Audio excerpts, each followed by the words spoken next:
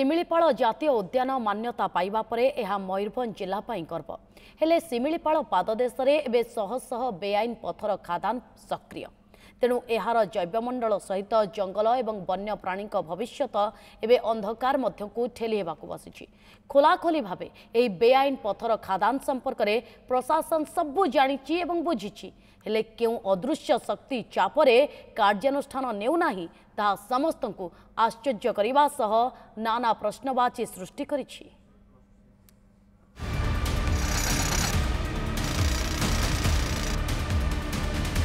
ଶିମିଳିପାଳ ଅଭୟାରଣ୍ୟ ପାଦଦେଶରେ ଚାଲିଛି ବେଆଇନ ପଥର ଖଣି ଖାଦାନ। ସବୁ ନିୟମ କାନୁନକୁ ଫୁ କରି ଶିମିଳିପାଳ ଖୁଲ୍ଲମଖୋଲା ଜୈବମଣ୍ଡଳ ସୀମା ଭିତରେ ଚାଲିଛି ଏହି କାର୍ଯ୍ୟ। नजर पकातु ए दृश्य उपरे केउठी जेसीबी लागिछि तो केउठी स्टोन ब्रेकर केउठी बड़ बड़ हाथुड़ी माड़ पड़ुछि तो आउ केउठी मेसिन सहायता रे ट्रक रे लोड हेउछि पत्थर। शिमिळीपाळर इको सेंसिटिव जोन भितरे बिसोई ब्लॉक रो रुनेइरु कप्तिपदा ब्लॉक पर्यंत प्रायतः 100 किलोमीटर परिधि मध्य लंबिछि एभଳି पत्थर खनि खादान। 2 वर्ष तले जिला प्रशासन समीक्षा अनुसार केवल बांगिरीपोषी ब्लॉक रे 41 पत्थर खादान चिन्हट करा मध्यरु मात्र 4टी थिला अनुमति प्राप्त। बाकी सबु पत्थर खादान थिला अवैध।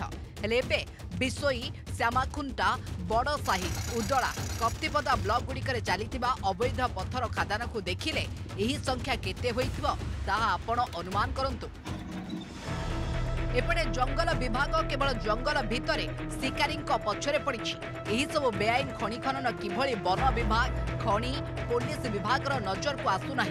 बड़ बड़ मेसीन शब्द शुभुना पत्थर बोझे ट्रक देखा जाऊना ताकू नहीं सृष्टि होइछि बड़ प्रश्न।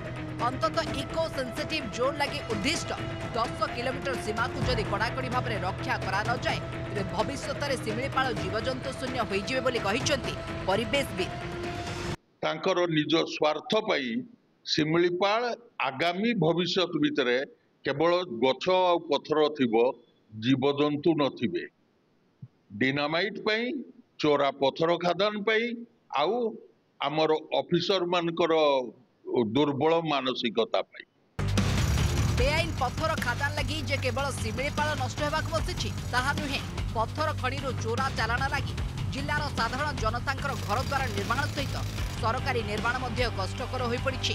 चढ़ा दर में समस्ते पत्थर किणवा को बाध्य होउछंती।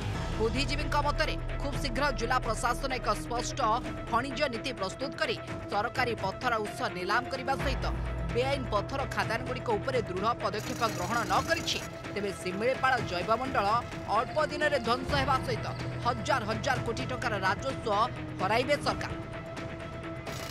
बेआईन जति चली बंद करा जाए तबे निश्चित भाव में बाहर को जो चोरार चालाण होची ताहा रोका जाई परिबा सह आम जिलावासी मध्य सुविधा रे पाई परिबे एवं सब आवश्यकता परिपूर्ण होई परिबो। आमर खनिज संपद मध्य सुरक्षित भाव रही परिबो एवं शिमिळीपाळ जोटा आमर एशिया महादेशर द्वितीय बृहत्तम जैवमंडल जहाँ कहूँ किछि वर्ष धरि एमती बेआईन भाव में चले तबे निश्चित भाव तार जैव विविधता नष्ट हेबो एवं निकट अतीत जो जातीय उद्यान मान्यता मिली ताहा विफल हेबो बोली जଣା पड़ुछि। तेबे आगकू जदि सरकार ए प्रसंग रे ठीक पदक्षेप न नियंती ताले जिलावासी तो हैरान हेबे से कथा थय। ता सहित सबुठ बड़ कथा हूँ जो जातीय उद्यान गर्व नहीं आम शिमिळीपाळ को मानचित्र रे देखौचु सी संपूर्ण भाव में नष्ट हम ए कौन सन्देह ना। तेबे प्रसंग को सरकार एवं प्रशासन कौ भली भाव में ग्रहण करछंती ताहा ही देखिबा बाकी रहिला। बारिपदारू कैमरा पर्सन ललित बारिक सहित अभिजीत महांती, न्यूज 7।